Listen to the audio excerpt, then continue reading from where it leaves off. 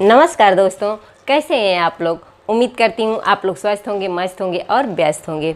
दोस्तों, आज मैं बहुत ही सुंदर विवाह गीत सुनाने जा रही हूँ, तो वीडियो को लाइक ज़रूर कीजिएगा और अपने दोस्तों के साथ भी शेयर कीजिएगा ताकि वो भी इसका आनंद उठा सकें। तो चलिए गीत सुनिए और आनंद लीजिए। ऊंचे ऊंचे बेदिया बनैहा मोरे बाबा, चौका पुरैहा चौखंड। ऊंचे ऊंचे बेदिया बनैहा मोरे बाबा, चौका पुरैहा चौखंड। बेरिया कबेरा हम बरजिला बाबा, झझरा माड़वा जनी छवाय।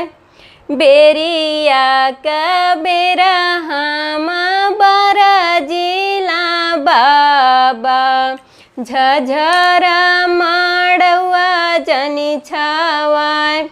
झझरे माड़वा बाबा सूरजे का ज्योतिया, गोरी बदन को मिलाय।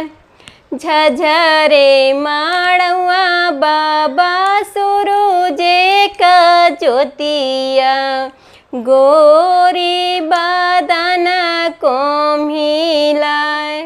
कह तू त मोरे बेटी छात्र छवती, सूरजू के करती आलोप। कह तू त मोरे बेटी छात्र छवती, सूरजू के करती आलोप। काहे के मोरे बाबा छात्र छवैबा, काहे के सूरजू आलोप।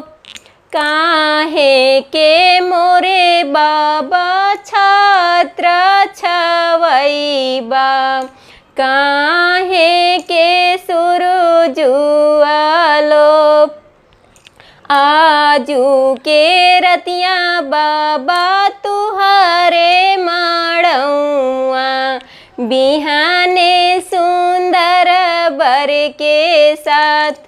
आजू के रतिया बाबा तुहरे माड़ौआ, बिहाने सुंदर बर के साथ। खोरवना खोरवन बेटी दूधवा पियवली, दहिया खियवली सारीवाल। खोरवना खोरवन बेटी दूधवा पियवली, दहिया खियवली सारीवाल।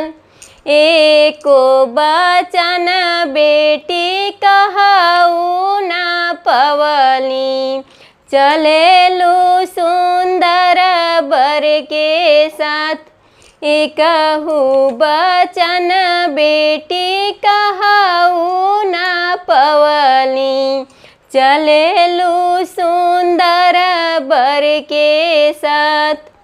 जनत तरहला कियन घरे जइहे बेटी, काहे के कैला दुलार।